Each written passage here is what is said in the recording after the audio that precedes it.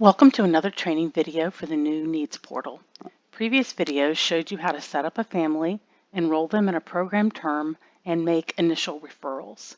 You may find, however, that you need to go back to a family later and make changes and updates. This video will show you how to enter some common updates to families and their program records. So we're going to start with the Families tab. One common update is to add a drug screening to for people that are already participating in the program. For this video today, I'm going to be working with this family. Danica is a mom, Daniel's a baby, and Steve is the boyfriend of the mom. So to add a drug screening, click on the hyperlinked family, and when you pull down, you'll see the individuals in the family. So here is Danica, and I'm going to add a drug screening to her record. She had one drug screening on September the 9th that was positive.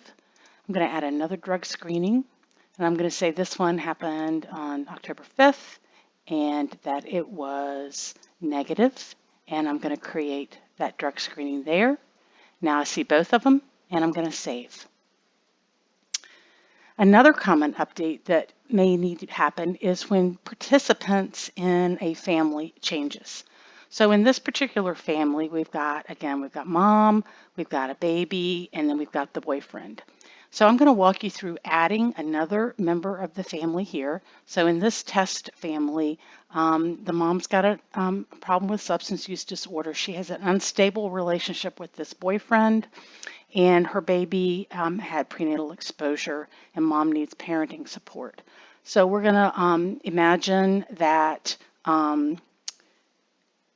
maybe the mom and the baby are going to go live with grandma for a time. So I'm going to edit this family. And that brings up the initial data entry screen, and you can scroll down and you can see the individuals that have already been entered into this family. I'm going to add the grandmother. And I'm going to say her name is Dana, last name D. Her role in the family is other, and it is grandmother. Her date of birth, her zip code, type of insurance, gender, ethnicity, and race. She did not have a drug screening. I'm going to create this individual. Okay, now we look at the table of individuals in this family. You can see that Dana, the grandmother, has been added. And then I'm going to click the Save button to save these changes to the family. Okay, so Dana's been added to the family as a grandmother here, but you can see that she's not yet participating in the program. So I'm going to click on the hyperlink for the family's program term. All right, now we're in the program term. So here's the family, and then here are the current participants, the mother, the child, and the boyfriend, and here's the grandmother that we just added. I'm going to add Dana as a program participant. And then this happens much the same way as when you added individuals. Dana came in later. She came in on Monday the 5th, signed an agreement to participate. She does not have a substance use disorder. We're going to save it. And then you would go on then and enter the assessments for Dana. So that's how you would go about adding a family member after you've already set up a family. Now I would like to show you how you would go about taking somebody off a program term if they decide to stop participating.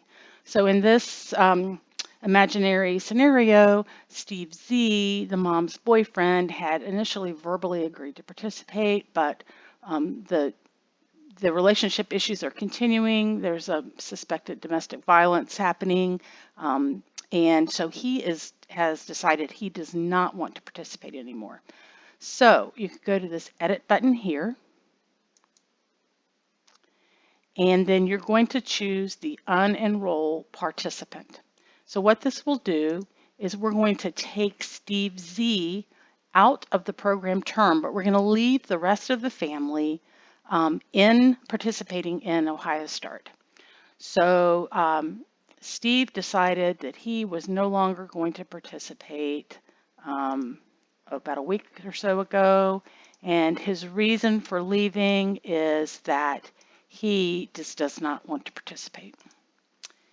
And then we need to add end questions. So these are the reasons, some additional information on Steve's status at departure. So his sobriety was unknown. Because we don't know how many months of sobriety he had, we're going to use the down arrow and select -1. Was the person involved in MOUD and MAT? We don't know. And because this is not yes, we don't need to answer that. And we don't, if he had been involved in treatment, and we were aware of it, we would enter information about the outcome of his treatment. So maybe he had had outpatient SUD treatment, and maybe he just dropped out of treatment. But we actually don't know what his status is, so I'm going to remove that treatment modality, and then I'm going to save this. All right, so now we go back to this table, and you can see that Steve is still showing on the table, but if we look at Steve's record, you can see that he ended his participation on this date right here. So the last thing that I'd like to kind of show you how to do is we've shown you how to enter VOCA services before, but I'd like to run through that with you quickly now. Because of the changes that have happened in this family, Danica has been getting additional service support.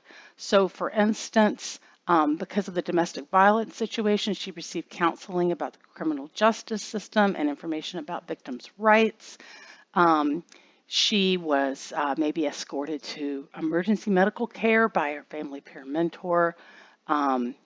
Let's see, she got some help with childcare, and as they worked on getting grandma set up and into grandma's home, she's been getting individual counseling.